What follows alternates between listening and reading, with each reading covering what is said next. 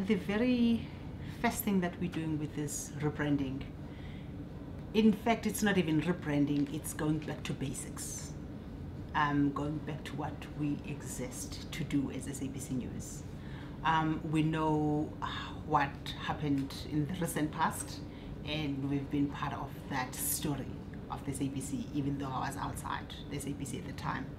But the reality is our brand reputation is in trouble, and the first thing that we're trying to fix is to get the public to trust what we do as credible, and it's to restore the integrity of SABC News, and it's also to try and regain legitimacy with our peers in the industry and the professionals who work within our industry. So that exercise is very much in line with our public mandate as SABC News. So in what we are doing is to say, as we go back to basics, for whom do we exist as SABC News? And we exist for the benefit of the South African citizen. And that's exactly where we are going with this rebranding. So we are going there saying the character of our journalism has to have social conscience, and that in the decisions that we make, we have to think about our public mandate, and that we have to be inclusive in our coverage, and that we cannot afford to have the inequalities that we see in terms of access to information. So we have to make sure that South Africans get the information they require, which is quality and credible information, not just information that we give them because we can. It has to resonate with the requirements that we have to meet in terms of their needs. So that's where we're going with the project.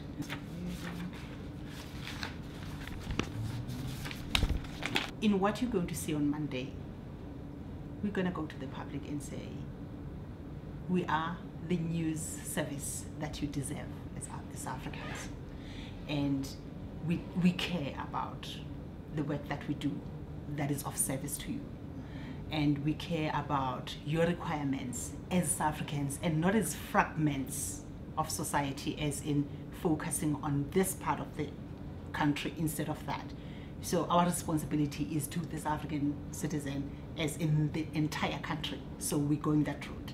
So you're going to see a very robust newsroom to start with, where people are allowed to speak courageously about the things they see that are a deviation from our public mandate.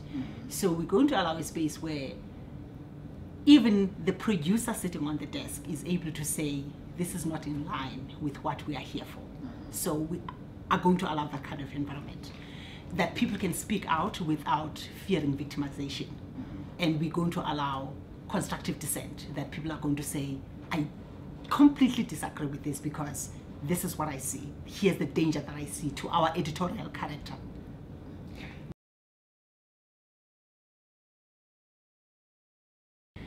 When we talk about social conscience and when we talk about inclusivity, we're talking about going to the periphery of society and making visible the people that you hardly see in our stories, the South Africans that we hardly talk about, and making sure that their issues are covered, and giving voice to those people that we hardly cover, especially marginalized communities.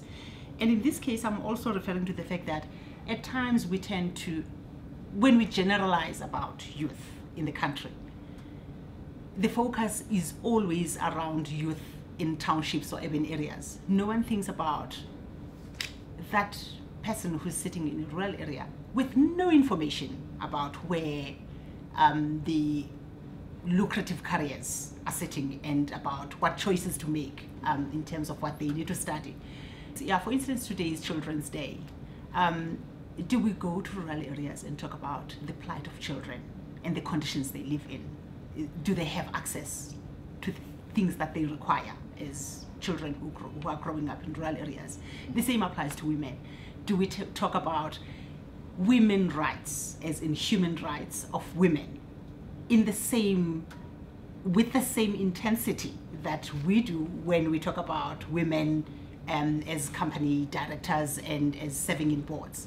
So we're trying to bring everyone to our coverage, as in being as inclusive as possible, which is what we are meant to do as a broadcaster.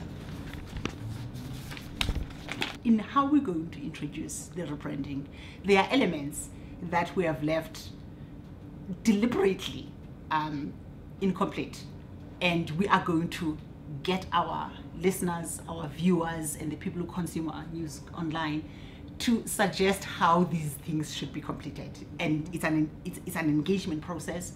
And in fact, on a very serious note, one of the things that we've done is that the payoff line is going to be left untranslated.